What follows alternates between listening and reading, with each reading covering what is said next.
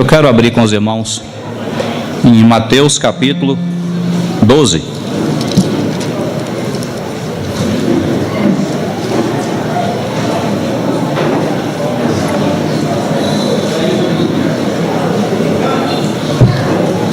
Mateus capítulo 12, verso 42.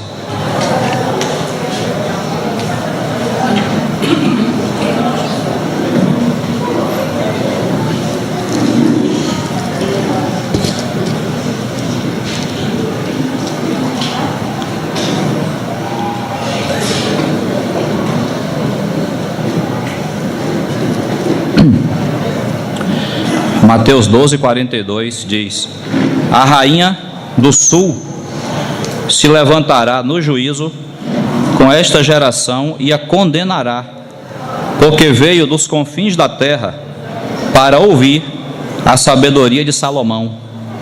E eis aqui está quem é maior do que Salomão.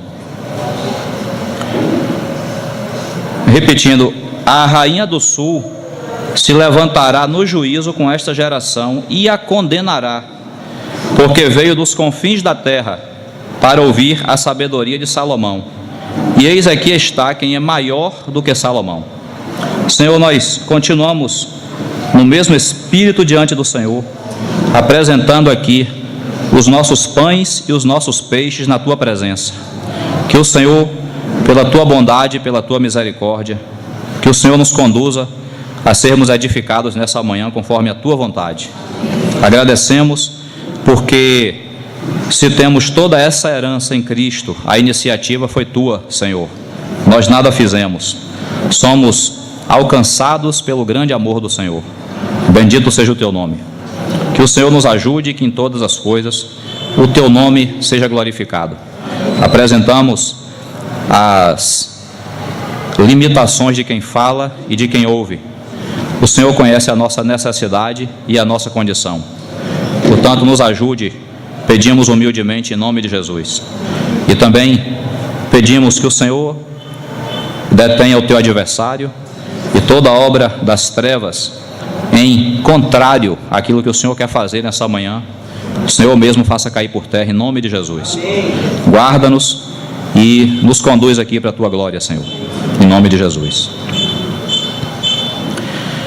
Irmãos, nos domingos passados, nós estávamos falando para os irmãos, ali começando no encontro com Castelo Branco, Cajazeiras e tal, nós estávamos falando aquela palavra, os irmãos bem se lembram, sobre o aumento da iniquidade, e dentro desses muitos pecados, dentro desse aumento da iniquidade, nós focamos, porque é um tema que cremos, o Senhor nos direcionou, nós focamos na questão do homossexualismo. Só que hoje nós queremos fazer uma interrupção, ainda estamos em comunhão para ver a continuidade desse assunto, não quer dizer que o que falamos esgotou o assunto, mas hoje nós queremos fazer uma interrupção, um parêntese, digamos assim, e voltar, com a ajuda do Senhor, voltar um pouquinho para um assunto que nós estamos falando antes desse assunto do homossexualismo, que foi o assunto da edificação. Ali quando começamos a falar sobre as portas, a edificação a restauração dos muros, e etc, falamos sobre Davi, sobre Salomão. Hoje, com a ajuda do Senhor, nós queremos voltar um pouquinho para esse assunto. E a Bíblia diz, nós acabamos de ler, o Senhor Jesus falou assim: eis aqui está quem é maior do que Salomão. Nós acabamos de ler. Por duas vezes no Evangelho, pelo menos no Evangelho de Mateus, nós encontramos o Senhor falando de Salomão na mesma, digamos assim, com a mesma intenção. Aqui ele diz assim: a rainha do sul veio dos confins da terra para ouvir a sabedoria de Salomão. Salomão foi o homem mais sábio ali da sua época. E o Senhor, no final do versículo, diz assim: vocês estão olhando para alguém que é maior do que Salomão. O Senhor aponta para si mesmo nesse versículo. Ele pode fazer isso. A gente não, que a gente é pó, né? A gente é tudo do mesmo nível. Mas ele podia dizer: vocês estão olhando, estão falando com alguém maior do que essa pessoa, que a própria Bíblia diz que foi uma pessoa sábia. Eu sou maior do que Salomão. E há uma outra vez antes dessa, que é quando o Senhor ali no capítulo 6 está dizendo assim: não vos preocupeis com o dia de amanhã. Lembra? O que é vez de comer, beber, vestir. Aí naquele trecho ali, ele fala assim: olhe os lírios do campo. Salomão, em toda a sua glória, nunca se vestiu igual a um deles. Ó, de novo, o Senhor está dizendo assim, de novo, o Senhor está pegando nossos olhos, claro, ali na pessoa dos seus ouvintes. Eles consideravam Salomão, sua sabedoria, sua glória, o reino de Salomão. Se você nunca leu, tenha a bondade de ler 1 Reis. O reino de Salomão foi um esplendor só, porque o Senhor concedeu a ele. Não foi porque ele era nada, não, porque o Senhor deu a ele. O reino de Salomão foi um esplendor só. Mas o Senhor novamente está dizendo: ó, tem uma coisa maior do que isso.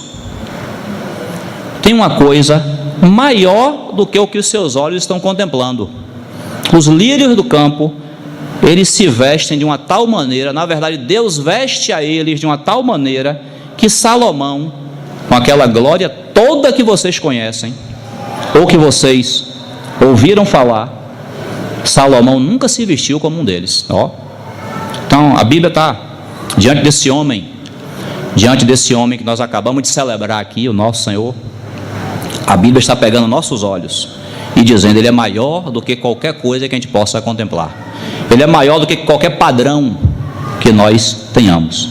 E o nosso intuito de focar aqui nesse versículo, falando sobre Salomão, é porque Salomão, irmãos, é exatamente o filho de Davi, que é utilizado para edificar o templo, a casa do Senhor. E ele fez uma obra assim tão magnífica que depois dele, aquela casa que o Senhor concedeu que ele construísse se torna uma referência assim maravilhosa, uma obra assim suntuosa, uma obra, claro, uma obra à altura do nosso Deus, que também é majestoso, uma casa assim fantástica. Salomão foi esse homem usado por Deus. Davi tinha talvez todo o coração, nós falamos isso aqui, Deus queria habitar com os homens, e a sua intenção começa lá desde Gênesis, quando ele cria Adão, e a Bíblia diz que ali na viração do dia, de tardinha, Deus vinha ter comunhão com o homem no jardim do Éden.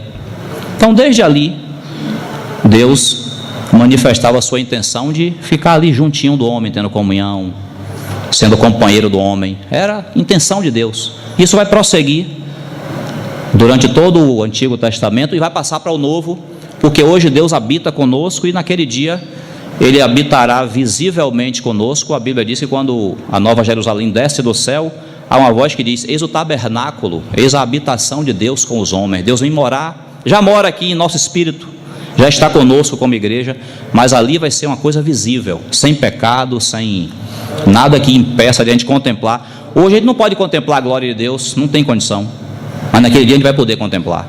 Não vai haver pecado, nosso ser vai estar completamente restaurado. Então os irmãos vejam, já falamos isso aqui desde Gênesis, e o desfecho vai ser Apocalipse. Desde Gênesis, Deus deseja habitar com o homem, Deus deseja viver essa vida de companheirismo com o homem. É uma linha que a Bíblia traça com esse pensamento de Deus. E um dos capítulos, digamos assim, dessa intenção de Deus é Ele ter, através do coração de Davi, ter mandado construir aquela casa para ele, uma casa suntuosa, para que os sacrifícios fossem oferecidos e as pessoas ali naquela casa pudessem buscar a Deus. Davi tinha tudo preparado, tinha o coração voltado para isso, mas Deus disse: você não, seu filho vai edificar essa casa. E a Bíblia nos apresenta algumas situações parecidas com essa. Às vezes a pessoa tem tudo para fazer, mas quem faz é outra. Para que o homem não tenha controle sobre a obra de Deus, para que o homem não diga: eu fiz, começou comigo, eu edifiquei, eu fiz, eu terminei. Não, nós fomos, esse é um princípio já o Senhor apontando para o Novo Testamento, onde nós viveríamos como corpo de Cristo. Então, se uma obra acontecer e foi você que fez, nós fizemos juntos, porque há somente um corpo. Se a gente trabalha coordenado, então o Senhor faz através de nós. Não precisa todo mundo estar junto ali, mas nós fazemos juntos em espírito, em oração, cobrindo uns aos outros em oração, em comunhão. A gente age como corpo de Cristo. Então, meu pé nesse momento está me sustentando. Está parado, mas está trabalhando, não está? A obra está acontecendo aqui, meus membros estão trabalhando, ainda que de maneira oculta. O corpo está aqui, funcionando para que uma função seja atingida, seja realizada. Então Davi tinha tudo para edificar aquela casa, inclusive tinha um coração voltado para o Senhor. Mas o Senhor disse: não, você não, Davi. Você teve muitas guerras e sua função foi levar o povo à paz. No seu tempo, eu fiz Israel descansar de todos os seus inimigos. Toda perseguição, Israel agora está descansado. Aí seu filho, o nome dele é Salomão, homem de paz, ele vai edificar uma casa ao meu nome. Então Salomão, nós podemos dizer assim, Salomão recebe essa obra, essa incumbência, sem ter feito esforço nenhum por ela. O pai dele trabalhou, o pai dele juntou o material, ele executou a obra, é ou não é? Jesus conta uma parábola lá em Mateus 20, que disse que tinha lá uma lavoura, um trabalho para ser feito, e o dono da obra vai convidando os trabalhadores ao longo do dia, enquanto o tempo vai passando, e o dono vai chamando: venha, você está desocupado aí? Venha trabalhar aqui. Aí chama, e tem lá uma turma que é chamada na última hora, já perto de acabar o trabalho. Então teve gente que trabalhou lá no maior calor do dia, e teve aqueles que chegaram na última hora. Na hora do pagamento, os que trabalharam durante todo o dia pensaram que iam ganhar mais, mas o Senhor pagou, o dono da obra pagou o mesmo salário aos que foram chamados na última hora e os que foram chamados na primeira. Aí o pessoal que trabalhou mais reclamou: como é que é? A gente trabalhou no maior calor do dia, esse pessoal chegou agora aí, não suou nem a camisa, recebeu a mesma coisa. O Senhor falou assim: eu acertei quanto com você? Quanto é seu dia de trabalho? Qual é a sua diária? 1 denário, tome aqui. Agora eu quero dar 1 denário a quem chegou na última hora também. A Luciano, que se converteu ontem. A você que se converteu semana passada, a mesma porção de Cristo teremos, a mesma herança teremos. Por quê? Porque o Senhor, ele fala assim: meu coração é bondoso, se o seu é maligno, problema seu. O Senhor diz para os trabalhadores da primeira hora, porque às vezes trabalhou aqui, suou a camisa, se acabou todo. 1 denário, o valor da nossa diária em Cristo Jesus, mesmo que você tenha trabalhado 1 hora. Então Salomão recebeu, irmãos, essa obra. Você também recebeu essa obra. Você não trabalhou a metade do seu tempo para receber isso que você recebeu hoje em Cristo Jesus. Muitos irmãos, como Davi, pagaram o preço antes de nós, para que muito do que chegou até nós tivesse chegado. Nós devemos louvar o Senhor por esses irmãos das primeiras horas. Mas nós devemos enxergar que em Cristo temos o mesmo privilégio. O Senhor disse assim: você não, Davi, quem vai edificar a casa vai ser seu filho. Aí Davi: pois não, Senhor. Preparou tudo, a prata, o ouro, madeira, e etc, etc, etc. Salomão vai executar a obra. Claro que Salomão tem sua parte, manda vir madeira, mas já está quase tudo acertado já. Ele só fez executar. E Salomão passa para a história como o rei que edificou aquela casa de Deus. Ele passa para a história, o nome de Salomão fica ligado a essa grande obra. Então era grande a honra de Salomão. É grande a honra. Os irmãos lembram que no livro de Esdras, quando os irmãos voltam de Babilônia para reedificar a casa que tinha sido destruída, eles, como o irmão Delcio fala, eles constroem uma casinha.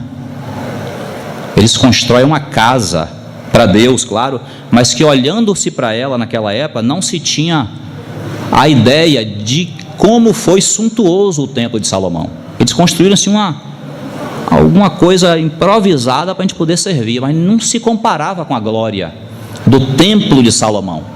Ficou essa referência na história. Salomão passa para a história dessa maneira. Mas o Senhor, a despeito de tudo isso, o Senhor não esquece o nosso trabalho, está tudo registrado diante dele, mas o Senhor ainda assim sente a necessidade. O que ele fala é sempre necessário. O que ele fala é sempre, nós precisamos ouvir o que Jesus fala. Então ele sente a necessidade de falar ali no Evangelho de Mateus: aqui está quem é maior do que Salomão. Porque Salomão edificou aquela casa no Antigo Testamento. Hoje, esse Jesus, no capítulo 16, ele falou assim: eu edificarei a minha igreja, e as portas do Hades não prevalecerão contra ela. Ou seja, eu não vou terceirizar essa edificação. Quem vai edificar sou eu, a obra é minha. Eu sou o engenheiro, o arquiteto, e eu sou o peão também. O Senhor é essa obra de edificação em que nós estamos inseridos. Salomão teve a sua parte. Quando nós consideramos esse texto, nós consideramos o Senhor e depois a gente considera Salomão. O Senhor disse que ele tinha então uma obra muito maior do que a de Salomão, porque agora ele vai edificar as vidas. Salomão edificou tijolo, madeira. Salomão edificou uma casa física para que as pessoas no Antigo Testamento pudessem servir a Deus. Hoje, o nosso Senhor Jesus está pegando pessoas, convertendo essas pessoas, trazendo para Ele e está edificando essas vidas, formando em nós o seu caráter, nos transformando, se acrescentando a nós, para que a gente deixe de manifestar a semelhança de Adão e passe a manifestar a sua semelhança. Essa obra é muito maior do que aquela que Salomão fez. Então ele falou assim: aqui está, vocês estão olhando para alguém que é maior do que Salomão. Irmãos, o Senhor é quem vai edificar a sua igreja. Às vezes as pessoas se desviam, às vezes as pessoas se afastam do caminho do Senhor, e nós perguntamos a elas: o que foi que Jesus te fez? Porque o Senhor só nos tem feito bem. O Senhor está edificando a sua igreja, mesmo no meio dos sofrimentos, das tribulações, mas Ele só tem nos feito bem. Ele só quer o melhor para nós. Irmão Ni disse: se nós pudéssemos orar a Deus, dizendo assim: Senhor, faça o seu melhor, provavelmente Deus responderia: eu já tenho feito, eu já dei a vocês o melhor que eu tinha, ao entregar meu filho para morrer por vocês. O Senhor tem nos dado, não vai nos dar não, tem feito, tem nos dado sempre o melhor, porque Ele não terceiriza a obra que Ele está fazendo. Ele disse: eu edificaria a minha igreja. Por isso que os discípulos, os fariseus, os escribas, olhavam para Jesus e diziam assim: rapaz, Ele fala com autoridade, Ele fala É como um irmão já disse: o Cristo era um louco, ou ele sabia o que ele estava falando. E ele aponta para ele mesmo. Eu não posso apontar para mim, a não ser nas coisas negativas. Mas ele apontava para ele mesmo. Ele dizia: eu sou maior do que Salomão. Eu edificaria a minha igreja. Eu sou o caminho. Aonde que um homem ia poder dizer isso? Eu sou o caminho, eu sou a verdade e eu sou a vida. Nunca ninguém teve coragem para abrir a boca e dizer isso. Repare as religiões aí fora. Isso aqui é um caminho para nós encontrarmos a luz. Isso aqui é um caminho para nós atingirmos a perfeição. Jesus não tinha meias palavras, não. Eu sou o caminho. Quer vir ao Pai? Vem por mim. Tem outro lugar, não. Ele falava com autoridade. Desde o início do Evangelho de Mateus, as pessoas reconheciam isso nele. Ele fala com autoridade. Ele não fala como alguém que ouviu falar daquilo, não. Ele fala como alguém que é a própria palavra que ele está falando. Então, o Senhor, irmãos, é que está edificando a sua igreja. Não há razão para desanimarmos, porque a obra é dele. Ainda que o nosso homem exterior se corrompa, ainda que as circunstâncias sejam adversas, ainda que estejamos olhando ao redor e não estejamos entendendo nada, ele está edificando a sua igreja. Ele não desiste da palavra que ele empenhou. Ele continua edificando. Talvez as suas circunstâncias e as minhas sejam adversas, mas o Senhor está nos conduzindo pelo seu caminho. Ele disse: eu edificaria a minha igreja. Quando ele falou assim, quando ele disse assim: eu sou maior do que Salomão, ele disse: tire os olhos de Salomão e de qualquer homem e coloque os olhos só em mim, somente em mim. Lá no livro de Isaías, o Senhor diz assim: olhai para mim e sereis salvos. Por isso que o livro de Hebreus está cheio de advertências que nós precisamos perseverar nele. Os homens falham, os homens nos decepcionam, nós decepcionamos a nós mesmos, que a gente pensava que a gente era grande coisa. Por isso que o livro de Romanos diz assim: ninguém pensa de si mesmo além do que convém, porque grande parte das nossas decepções existem porque a gente se considera grande coisa. Estávamos lendo o Evangelho de João no grupo caseiro, terminamos, e veja Pedro. Se o Senhor não vai buscar Pedro, Pedro ficava lá desviado, porque Pedro não suportou a decepção consigo mesmo. Imagine você abrir a boca e dizer assim: não, Senhor, ó, esses aí todos aí, ó, é tudo fraco, é tudo covarde aí, ó. Todo mundo aí pode te negar, menos eu.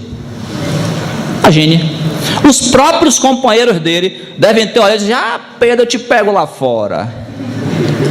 Os próprios companheiros dele, porque aquela foi uma palavra ofensiva. Aquele homem cheio de coragem, aquele forte Pedro, diante de uma criada, nega o Senhor. Então Pedro não suportou a decepção com ele mesmo. Muitas decepções que nós temos é porque a gente olha assim: rapaz, eu pensei que eu ia aguentar, mas eu caí igual a jaca mole, me acabei todo. Eu pensava que eu era mais forte na fé, eu pensava que os tempos que eu tinha de vida cristã me deram mais firmeza, mas eu vi que eu sou uma porcaria mesmo. Aí a gente se decepciona. Aí Jesus tem que vir nos buscar. Está vendo? Porque Jesus faz conta comigo e com você. O Senhor não diz assim: já tem 300 pessoas aqui, a 300ª, joga fora. Não. Se Ele contou com você, Ele vai esperar você. Então eram 12 discípulos. Um estava desviado. Jesus falou assim: vou lá buscar ele, vou lá pegar ele, porque na conta do Senhor não pode faltar nenhum, nem eu, e nem você. Não pense que você pode dizer assim: não, já tem 10 irmãos lá, eu não farei falta não. Aí eu pergunto, você não vai fazer falta a quem? Aos irmãos? Ou a quem te chamou? Ou a quem te alistou? Ou a quem te resgatou? Então o Senhor foi buscar Pedro para mostrar que Pedro, mesmo fraco, ele era fraco mesmo, só ele que não sabia. Mesmo fraco, mas Pedro foi chamado. Pedro foi alistado nas fileiras do Senhor. E aquele que vem a mim, de maneira nenhuma eu lançarei fora. Está lá no capítulo 6 de João. De maneira nenhuma. Então, irmãos, primeiro ponto, devemos olhar sempre para o Senhor. Os homens vão nos decepcionar, nós vamos nos decepcionar, o inimigo vai trabalhar para trazer decepção, dificuldade em toda a área da nossa vida. Qual o nosso papel? Olhar para o Senhor. Aquele que falou assim, olhe para mim e vocês serão salvos. Aquele que falou assim, eu sou maior do que Salomão, eu sou o que vocês precisam. Qual homem que já teve coragem de abrir a boca e dizer assim: se alguém tem sede, venha a mim e beba. Para ele falar isso sem saber o que estava falando, ele seria considerado um louco. Mas ele sabia, ele é a fonte da água da vida. Então, você está com sede, não vá procurar dessedentar sua sede aí fora não, venha a mim e beba. Aqui tem água à vontade, uma fonte a jorrar para a vida eterna. Ele é que é o responsável por edificar a sua igreja. Salomão teve a parte dele lá no Antigo Testamento, mas eu hoje, disse ele em outras palavras, eu hoje estou realizando uma obra maior, uma obra mais efetiva, mais duradoura, e eu sou o responsável por essa obra. Nossos olhos sempre têm que estar no Senhor, sempre. Que o Senhor possa nos revelar essas palavras, porque quando vem a dificuldade, irmãos, quando o homem cai um bocado de gente com ele. Sabe por quê? Porque estava olhando para ele. Dizia que estava olhando para o Senhor, mas estava ali comprometido com o homem. Lá no Antigo Testamento, eu não estou lembrado do nome dele, mas Irmã Graça ali lembra. Irmã Graça que trouxe essa história no grupo caseiro. Tem um sacerdote no meio ali daquela época dos reis. Tem um sacerdote que ele contribui, salvo engano é joiada. Ele é que levanta o rei, pega o rei desde menino e elege aquele rei para poder governar Israel. A Bíblia diz que aquele rei foi fiel a Deus enquanto aquele sacerdote estava vivo. Lembra disso, irmã Graça? Quando o sacerdote que era fiel a Deus morreu, o rei se desviou. Então isso não é fidelidade ao Senhor, isso é fidelidade aos homens. Se eu sou uma coisa na presença dos irmãos e eu sou outra coisa diferente na ausência, então eu tenho que me perguntar a quem eu estou servindo. Se eu estou vivendo de aparências, se eu estou querendo me mostrar para os irmãos, ou se de fato eu sirvo ao Senhor, porque Deus está me vendo aqui e está me vendo dentro da minha casa, e está me vendo dentro do banheiro, dentro do ônibus, no meu trabalho. Deus, aliás, Ele morreu. Quando Ele morreu, a sua vida ficou disponível para Ele poder entrar em nós. Então hoje Ele vive em nós. Se você vai viajar, Ele vai com você. Se você vem para a reunião, Ele vem com você. Ele está conosco, pelo seu Espírito que nos foi dado. Ele está conosco 24 horas, 7 dias por semana, até a eternidade. Entrou, não sai mais, aleluia. Entrou, e não foi, Ele comprou a gente todo, pertencemos a Ele agora. Então, irmãos, essa coisa de colocar o olho no homem, o Senhor, Ele sempre vai dizer para nós o seguinte: minha glória eu não divido com ninguém. Os homens são instrumentos, os homens são canais, mas quem faz a obra é Deus. Quem faz a obra é o Senhor. O Senhor é que concede que Salomão edifique o templo. O Senhor é quem concede que nós estejamos servindo a Ele na sua presença. Ele é quem concede, ainda que Ele use canais, instrumentos humanos. Claro, é humano mesmo que Ele vai usar. O irmão Delcio tem uma frase muito interessante que ele fala assim: se Deus quisesse que a obra saísse perfeitinha, Ele mandava os anjos. Repare, tem um exemplo lá na parábola do joio do campo. Senhor, queres que vamos e arranquemos o joio? Não, porque vocês podem confundir o joio com o trigo. A obra vai ser imperfeita. Eu vou mandar os anjos. Na consumação dos séculos, os anjos sabem exatamente quem é joio e quem é trigo. Eles saberão exatamente fazer a separação, vocês não. Então, se o Senhor quisesse que a obra saísse perfeitinha, mandava os anjos. E por que mandou a gente? Porque nós somos os instrumentos. Porque ao mesmo tempo que Ele faz a obra através de nós, Ele faz a obra em nós. Por que eu estou servindo ao Senhor? Mas é uma dificuldade para servir ao Senhor que eu nunca vi, gente. Está certo, mas não se espante não. Pedro fala assim, não estranheis o fogo ardente, que acendeu embaixo de vocês, e você olha, meu Deus, está queimando aqui. É Deus, irmãos, é Deus, está mandando a dificuldade para você servir a Ele com dificuldade. Uai, Senhor, mas não era para facilitar? Às vezes. Mas se aparecer dificuldade, não é para a gente desistir não, é para a gente ser transformado na obra de Deus. Outra frase que o irmão Delcio usa dentro desse assunto: é mais importante o obreiro do que a obra. A obra, irmãos, vai acontecer, a obra vai finalizar. Aquele que começou boa obra em vós há de completá-la. Então não tem jeito, não vai sair errado. Deus já planejou, Ele vai conseguir o que Ele planejou.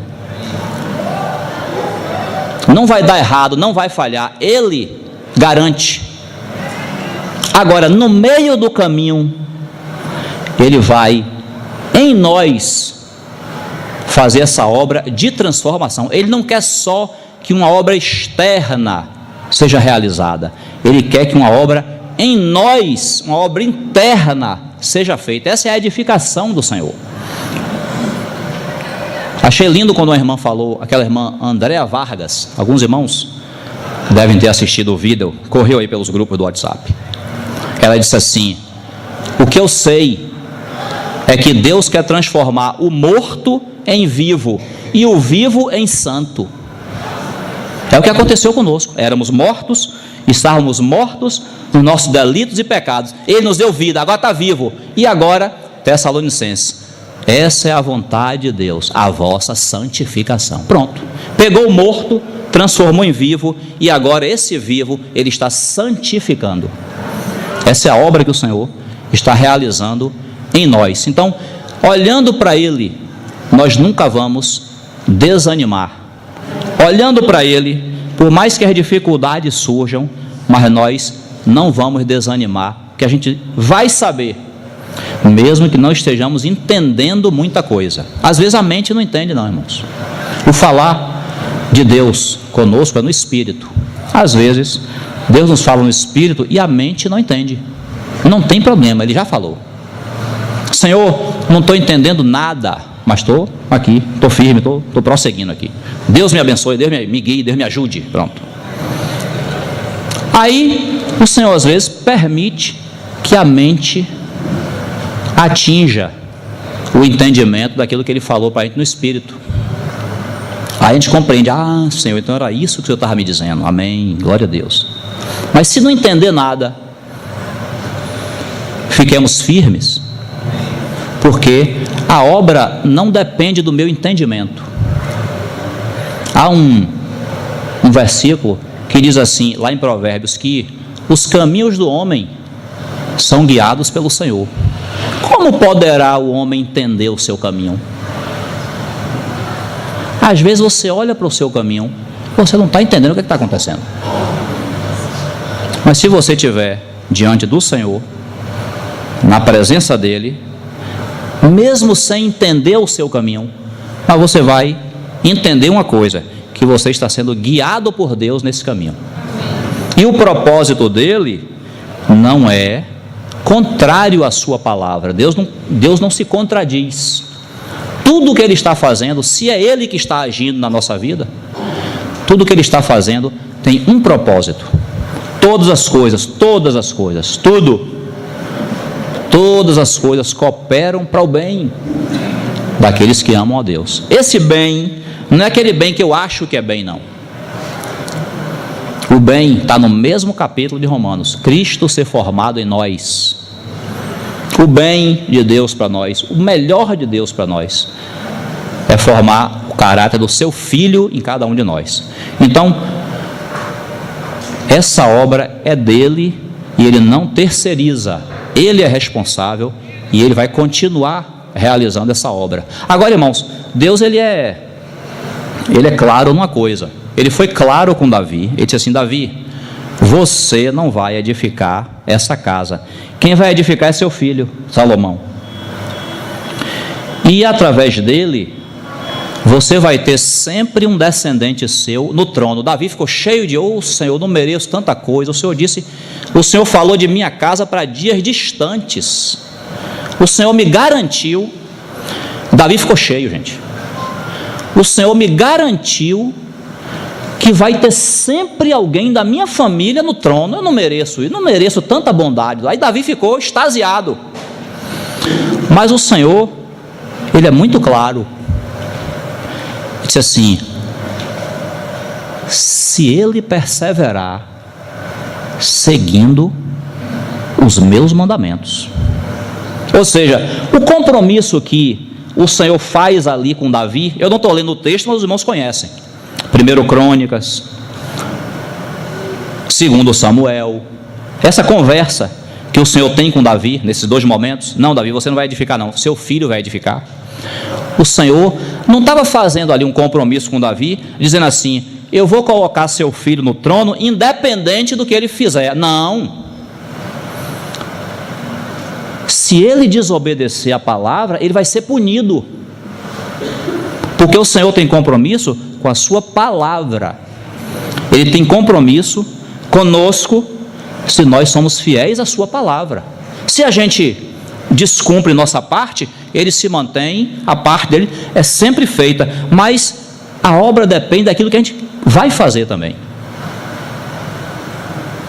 Então o Senhor, desde aquela primeira conversa, o Senhor disse a Davi: se seu filho for fiel, porque Davi era fiel. Davi teve seus erros, mas se arrependeu. A Bíblia diz no Novo Testamento que nós devemos ser irrepreensíveis. Às vezes, olhando para essa palavra, pode ser pesado. Poxa, eu irrepreensível. Mas, irmãos, a Bíblia não entra em contradição, nós sabemos disso. O Senhor não ia pedir uma coisa para nós impossível de ser feita, não é isso? Então, irrepreensível não é não pecar, não. Nós sempre, infelizmente, vamos errar, vamos falhar enquanto estivermos nessa carne. Mas irrepreensível é alguém que peca e se arrepende. Irrepreensível é alguém que erra e conserta, não permanece no erro. Por isso, o Senhor, quando repreende ali a igreja em Éfeso, diz assim: lembra-te, pois, de onde caíste e arrepende-te e volta à prática das primeiras obras. Isso é um recomeço. Você não precisa ficar preso no seu erro. Ah, Senhor, eu errei, como Pedro. Ah, Senhor, eu errei, então para mim não tem mais jeito não. Eu pensava que eu era aquilo tudo, mas eu descobri que eu não sou. Então não dá mais para mim não. Dá, porque não depende da sua força, depende da dele. Agora depende de a gente dar o primeiro passo. Senhor, eu não consigo, mas eu quero, me fortalece. Aí pronto, ele vai e fortalece a gente. Então, ó, lembra-te, pois, onde foi que você caiu? Onde foi que você errou? Lembra-te, pois, de onde caíste, arrepende-te, porque arrependimento não é choro, não é grito, não é desespero. Pode até ter essas coisas. Arrependimento não é remorso. Arrependimento é mudança de atitude. Mudança de atitude. Você falou com seu filho assim: não deixe aquela meia fora do cesto de roupa suja.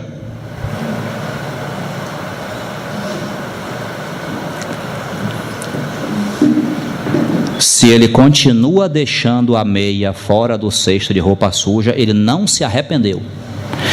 Mesmo que ele tenha te pedido perdão, te beijado, dito que você é linda, você é maravilhosa, minha mãe, mas o arrependimento dele é mudar de atitude, é mudar de mente. Não é para eu deixar mais aquela meia ali. Isso é arrependimento. Se ele não chorou, se ele não teve nenhuma reação emocional, mas ele passou a deixar a meia dentro do cesto de roupa suja, ele se arrependeu e se consertou e voltou à prática das primeiras obras. Então, irmãos, isso é ser irrepreensível. O inimigo às vezes vem supervalorizar nossos pecados. Está vendo que você fez isso? Está vendo que você errou? Ora, mas o próprio inimigo que nos acusa, nós não temos que conversar com ele. O próprio inimigo que nos acusa, ele sabe muito bem, porque ele conhece a palavra de Deus. Ele sabe que o sangue de Jesus, o Filho de Deus, nos purifica de todo o pecado. Bastou que a gente se arrependa, conserte, ó Senhor, me perdoe, errei mesmo, me purifique com o teu sangue, estou aqui disposto a consertar, com a ajuda do Senhor. Pronto, está perdoado, aleluia. Ó, dali de onde caiu, prossegue, não volta. Eu não sou mais digno, não consigo mais. Consegue. Poderoso é o Senhor que nos fortalece. Claro que consegue. Se a gente não conseguir, a igreja nem existia, a igreja não estava nem mais aqui. A vida nossa é uma vida de arrependimento, confissão e de retorno ao propósito de Deus, sempre. E não deve ter vergonha nisso não. A gente até tem vergonha de pecar, porque depois que a gente recebe o Espírito Santo, ninguém peca mais com naturalidade. Não, para você pecar é um trabalho, é terrível. Por quê? Porque nós tememos desonrar aquele que nos chamou, aquele que morreu por nós. Temos o seu Espírito dentro de nós, aleluia. Mas, filhinhos, essas coisas eu vos escrevo para que não pequeis. Deus não quer que você peque. Todavia, se alguém pecar, nós temos um advogado, ó. A assessoria jurídica já está ali, ó, preparada para te dar assistência. Esse advogado morreu por você, está com sangue lá no propiciatório, provando que todos os nossos pecados em Cristo são perdoados. Só fica no pecado, só fica no erro quem quer, que provisão existe. O Senhor já providenciou todas as coisas. Amém? Então, ó, quando a gente olha para Salomão, a gente lembra disso. O homem falha, o homem erra. Eu quero ler com os irmãos aqui capítulo 11 de 1 Reis.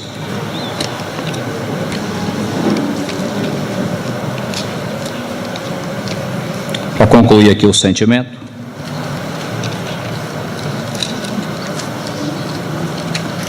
1 Reis, capítulo 11, verso 1.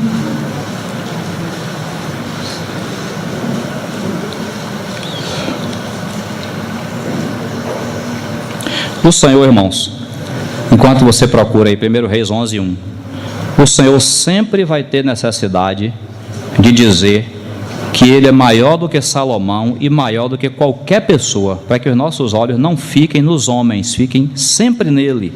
Olha que a Bíblia diz no Novo Testamento, Paulo, quando fala ali de Epafrodito, daqueles irmãos que serviam a ele junto no Evangelho, Paulo dizia assim: devemos sempre honrar a homens como esses, não é? Tem irmãos que a gente admira, os irmãos que, eu acabei de falar aqui, os irmãos que pagaram preço lá nos anos passados, para que hoje nós tivéssemos a palavra aberta, para que hoje nós pudéssemos ter essa firmeza em Cristo. A gente honra, a gente louva ao Senhor pela vida desses homens, não desprezamos os irmãos, não, e as irmãs, não, que pagaram preço. Agora, são instrumentos, são canais, eles nada seriam se o Senhor não tivesse usado eles pela sua misericórdia. Então o Senhor sempre vai ter necessidade de dizer assim: eu sou maior do que Salomão, eu sou maior do que Jonas, eu sou maior do que qualquer indivíduo que você considera importante, eu sou maior do que ele. Ele pode dizer isso, para que os nossos olhos não idolatrem o homem. O Senhor não divide a sua glória com ninguém. Se a gente estiver colocando qualquer pessoa do lado do Senhor, Ele vai ter que derrubar alguém para Ele ficar sozinho na posição de glória, que é só dele. 11:1, 1 Reis. Ora, ó irmãos, já tinha construído a casa do Senhor, já tinha construído a casa de Salomão, a obra aqui estava pronta.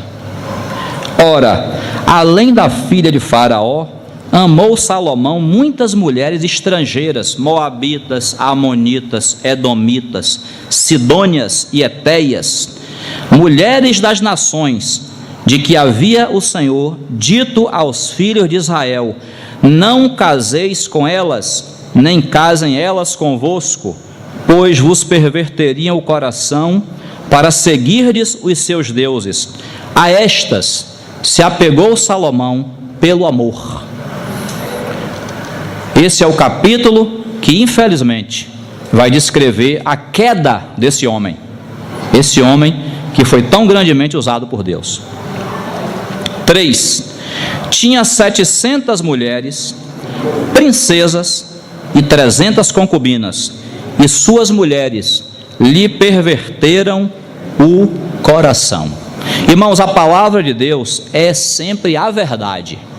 Por que eu estou dizendo isso?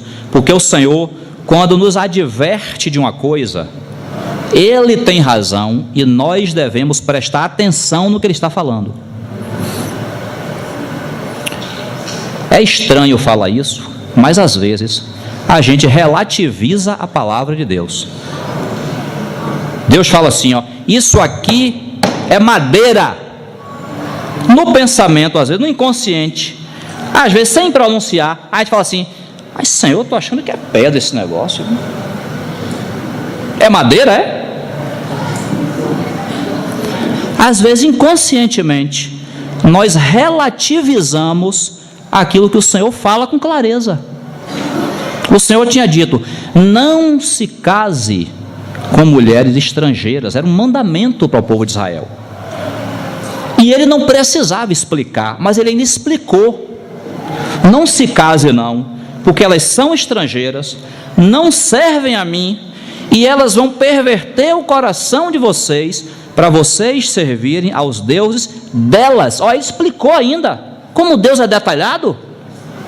Irmãos, se ele tivesse dado o mandamento, não precisava de explicação, porque ele é Deus, ele fala e a gente obedece. Não precisa de explicação, não. Jesus falou assim, ó: todas as vezes que vocês comerem o pão, beberem do cálice, faça isso em memória de mim. Acabou. Por que, Senhor? Qual o motivo, qual o propósito? Irmão, se ele falar, ótimo. Se ele não falar, nós obedecemos só o que ele falou. Eu estava lembrando Mudando só um pouquinho de assunto. Eu estava lembrando, quando nós lemos aquele versículo de 1 Coríntios 7, falam sobre o casamento na reunião passada. Ali diz assim, se você, vou parafrasear, se você puder ficar solteiro, fique, não procure mulher. Por quê? Porque os casados cuidam das coisas do mundo, não é assim que diz lá? A esposa cuida de como agradar o marido de como agradar a esposa. E se você ficar solteiro, você vai se consagrar só ao Senhor. Está escrito isso lá? 1 Coríntios 7, depois você pode ir lá ver, se você não tem lembrança. Irmãos, quando eu era jovem, eu lembrei para os irmãos na Kombi domingo passado. Eu escutei essa palavra e falei assim, não, mas comigo não vai ser assim não. Quando eu casar vai ser uma consagração só, gente. Quando eu casar vai ser um negócio sério esse casamento. Não vai ser assim, cuida das coisas do mundo. Irmão, isso é relativizar a palavra de Deus. Deus está dizendo isso, é inquestionável. Sabe por quê? Porque Ele conhece a última célula que foi formada sua. Ele conhece o homem. Quando Ele fala assim, ó, os casados cuidam das coisas do mundo. Diga amém. Eu, na minha cabeça de jovem, 17, 18 anos, relativizei a palavra. Caí no casamento e descobri que ele tinha razão. E você que é casado, você não é diferente de mim não, viu? Estamos juntos no mesmo barco. O Senhor deu o mandamento e explicou: não se junte com essas mulheres, são estrangeiras, não servem a mim. Elas vão levar vocês para a mesma idolatria que elas praticam. Salomão entrou por esse caminho. Voltando aqui para o texto. Verso 4. Sendo já velho, suas mulheres lhe perverteram o coração para seguir outros deuses, e o seu coração não era de todo fiel para com o Senhor seu Deus, como fora o de Davi seu pai. Infelizmente, irmãos, a situação ficou feia. Salomão seguiu a Astarote, deusa dos Sidônios, e a Milcom, abominação dos Amonitas. Assim fez Salomão o que era mal perante o Senhor, e não perseverou em seguir ao Senhor como Davi seu pai. Nesse tempo, edificou Salomão um santuário a Quemos, abominação de Moabe, sobre o monte fronteiro a Jerusalém, e a Moloque, abominação dos filhos de Amon. Assim fez para com todas as suas mulheres estrangeiras, as quais queimavam incenso e sacrificavam a seus deuses. Pelo que o Senhor se indignou contra Salomão, pois desviara o seu coração do Senhor, Deus de Israel, que 2 vezes lhe aparecera. Esse homem teve uma experiência próxima com o Senhor. Deus apareceu a Salomão 2 vezes. E acerca disso ele tinha ordenado, verso 10, que não seguisse a outros deuses. Ele, porém, não guardou o que o Senhor lhe ordenara.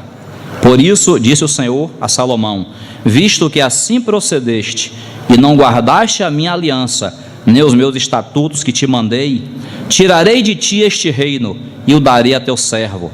Contudo não farei nos teus dias, por amor de Davi teu pai. Da mão de teu filho o tirarei. Todavia não tirarei o reino todo, darei uma tribo a teu filho, por amor de Davi meu servo, e por amor de Jerusalém, que escolhi. Compromisso de Deus é com sua palavra. O compromisso de Deus é com aquilo que Ele está realizando. Se nós, que o Senhor nos guarde, se nós somos infiéis, Ele não pode apoiar a nossa infidelidade. Então, quando Jesus diz assim, aqui está quem é maior do que Salomão, Ele está dizendo assim, vocês têm Salomão em grande conta, mas não esqueça que Salomão terminou os seus dias de maneira infiel. Ele não é exemplo a ser seguido para toda a sua vida. Ele é exemplo na dedicação dele da construção da casa, Ele é exemplo na sabedoria. Deus deu sabedoria àquele homem, Deus deu uma experiência a esse homem. Irmãos, nós temos experiência com Deus, mas a gente não pode viver de passado. Ah, irmãos, quando eu era novo convertido, eu não faltava uma reunião. E hoje? Está vendo? Não, mas eu edifiquei essa casa, mas agora termina a vida idolatrando deuses estrangeiros, fazendo templos para deuses, desviado do Senhor. Não é padrão para nós, não é exemplo para nós.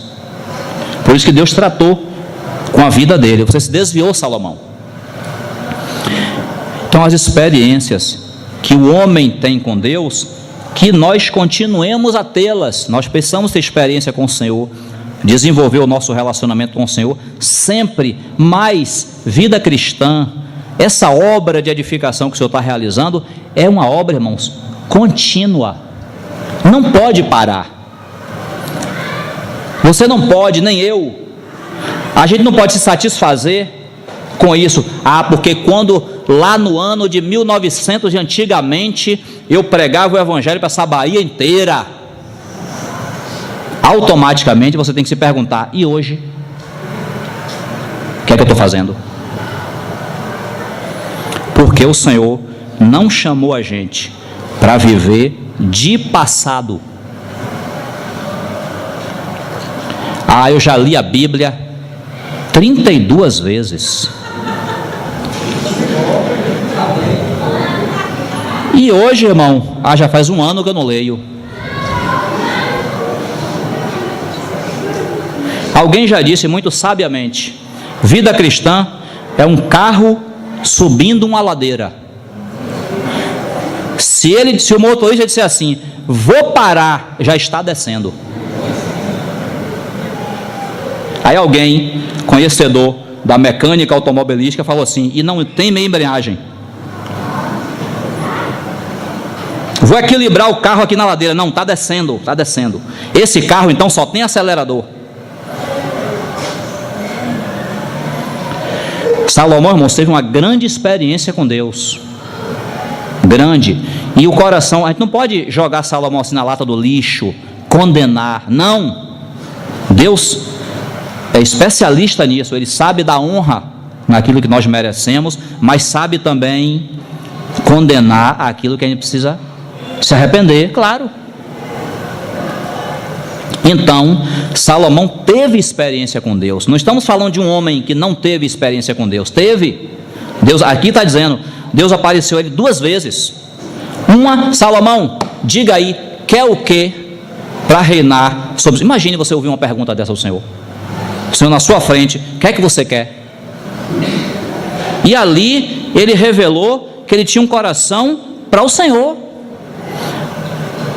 Porque ele poderia, o próprio Deus diz assim: você não pediu a morte de seus inimigos, você pediu sabedoria para governar meu povo. O Senhor se sentiu honrado com aquele pedido de Salomão, porque Salomão pediu uma coisa para favorecer o próprio serviço que Deus tinha dado a ele.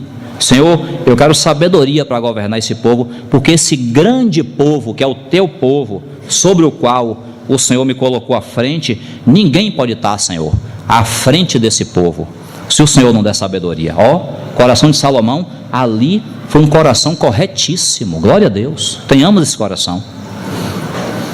E depois ele constrói a casa, faz aquela oração, e o Senhor diz: escolhi essa casa, ouvi tua oração, concordo com você. Na verdade, quem escolheu foi o Senhor. Salomão foi só o executor da obra. Deus já tinha aquele plano. Mas nessas 2 ocasiões, Salomão teve um coração íntegro diante de Deus. Mas é isso, vida cristã não é vida de passado. Eu já fui, eu já fiz, e hoje, irmão, você faz. Hoje você é. Porque a obra na nossa vida tem que ser constante. Sede firmes e constantes, sempre abundantes na obra do Senhor. Você leu a Bíblia 32 vezes, já começou a 33ª? Eu fui para todas as reuniões essa semana. Ótimo, hoje começa outra semana. Tem mais outras reuniões para participar. Não tem férias na vida cristã. Não tem folga. Eu já me reuni esse ano todo. Agora eu vou dar um descanso. Descanso de quê? Descanso de quê? Férias de quê? Eu não sei se eu falei aqui para os irmãos. Estou me lembrando agora, vou falar. Se eu estou repetindo, me ouça, me perdoe, seja paciente comigo. O vaso está sendo transformado. Mais uma vez, comentávamos, nós, os irmãos, sobre isso. Isso acontece muito entre os casais. Chega-se uma época dessa, dezembro, você já trabalhou o ano todo, né? Aí verão, aquele sol maravilhoso. Está de férias da escola, do trabalho. Mas isso é mais de casal, isso é mais de casal. Solteiro não diz isso não, é casado. Irmãos, penso eu,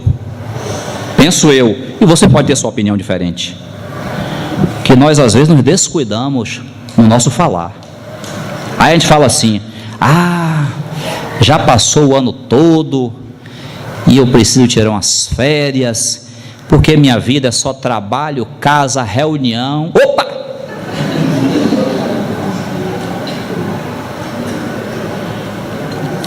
Irmão, se sua frase parar em minha vida é só trabalho, casa, concordo com você. Agora, se você prosseguir a frase, pode ter problema. Porque se você estiver considerando as reuniões como seu trabalho e como as atividades desse mundo, sua visão e a minha precisam ser corrigidas. Por favor, aceite o conselho. Não coloque na mesma lista, não. Já li a Bíblia 300 vezes. Ixi, cuidado, irmãos. Você pode estar jogando as coisas preciosas no lixo. Você pode estar desprezando as coisas espirituais que Deus considera. Esaú disse assim: para que me serve direito de primogenitura? Eu estou com fome, eu quero comer. Só que ele esqueceu que aquilo que ele desconsiderava, Deus considerava. Há um grande problema quando você despreza aquilo que Deus considera. É um grande problema isso. Nós precisamos pedir a Deus que nos dê a graça, a misericórdia de amar tudo aquilo que Ele ama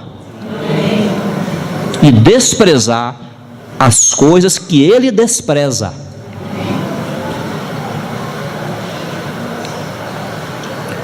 Então, irmãos, não tem folga na vida cristã. Eu não estou dizendo, e os irmãos nos ouvem há uns anos, há uns tempos, os irmãos sabem, nós não estamos dizendo aqui que você não merece ter um descanso, que você não merece pegar uma praia, que você não merece ir passar uns dias viajando com sua família. Ninguém jamais vai dizer isso aqui.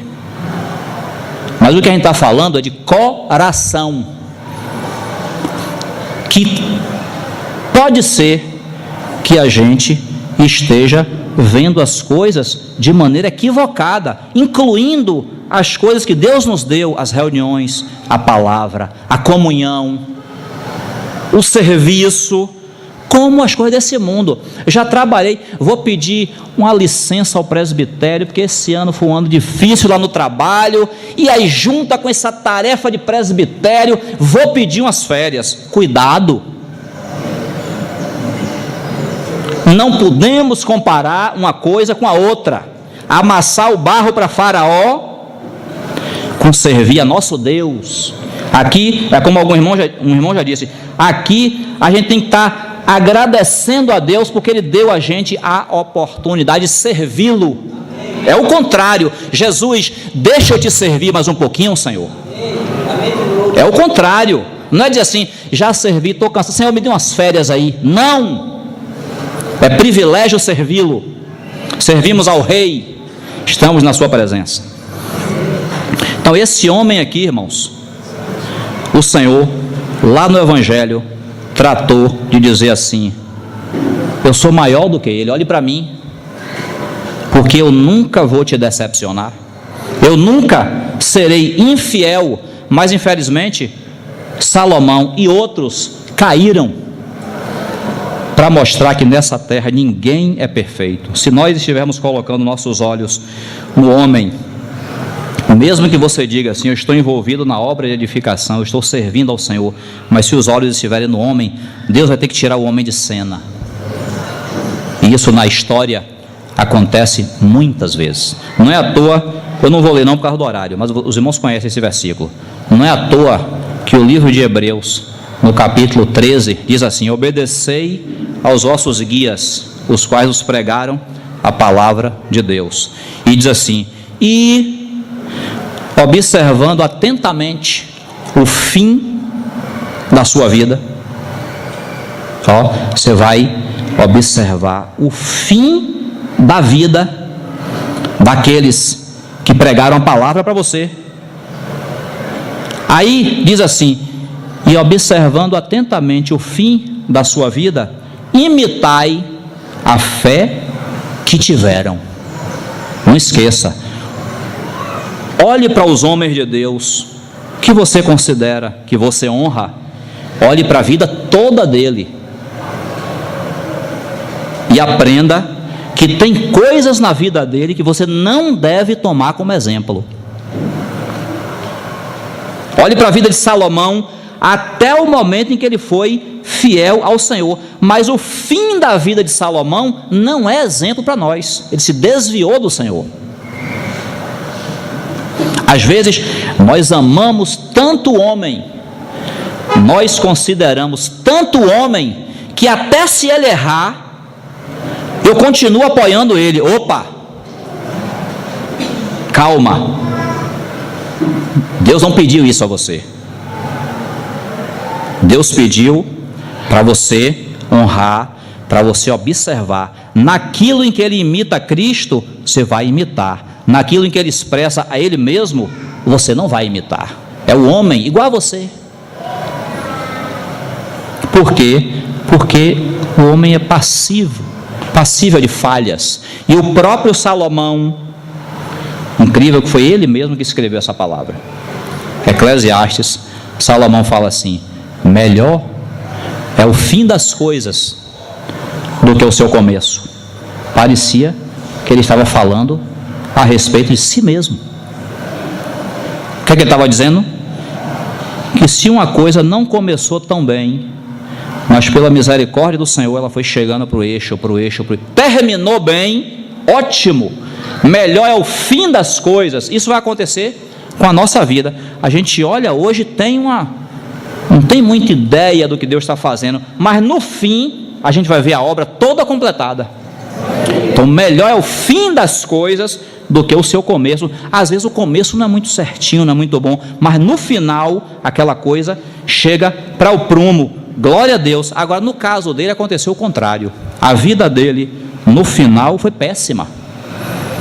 Ele começou a vida servindo ao Senhor, mas quando ele finalizou, ele estava desviado do Senhor. Que Deus nos guarde.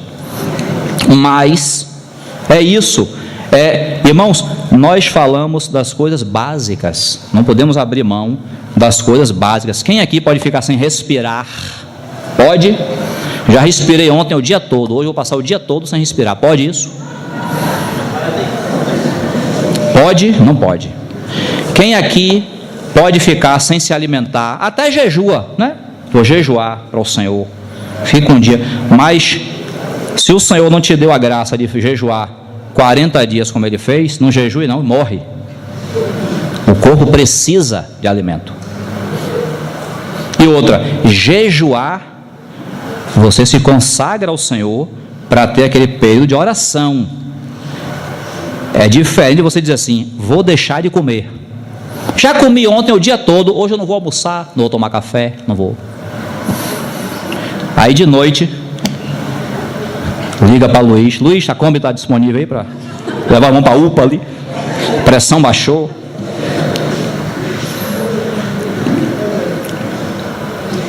Da mesma forma, irmão, crente não pode deixar de reunir. Crente não pode deixar de ler a Bíblia. São coisas básicas e fundamentais. Se não tiver elas na vida, enfraquece, vira Salomão. Deus nos guarde, mas é verdade. A advertência está aí para nós. Então, quando a gente fala das coisas básicas, é dentro desse assunto de, se você continua fazendo elas, você vai crescendo nelas, você vai amadurecendo no Senhor. Se você para, você retrocede. Então não vai poder ficar vivendo de passado. Eu já fiz, eu já aconteci, eu já isso, eu já aquilo. Não, o que importa é Paulo. Eu vou finalizar, já é meio-dia já. Paulo, lá em Gálatas, você conhece esse texto? Paulo diz que sobe para encontrar com os irmãos em Jerusalém, os apóstolos que eram mais antigos do que ele. Lembra disso? Ele fala assim: quais tenham sido outrora, não me interessa. Deus não aceita a aparência do homem. O que é que Paulo estava dizendo ali? Que ele ia encontrar com aqueles irmãos que eram as colunas da igreja. A igreja começou com aqueles irmãos, com Pedro, com Tiago, com aquela turma ali que reunia em Jerusalém. Paulo chegou depois, Paulo se converteu depois. Ele foi lá encontrar com os irmãos para poder expor o evangelho que ele tinha recebido. Mas, irmãos, ele estava claro que se Pedro foi coluna no passado, mas agora Pedro está agindo errado, Paulo não vai deixar de falar sobre o erro de Pedro, porque Pedro foi coluna. Não, com todo respeito, mas Paulo vira para Pedro e diz assim: ô Pedro,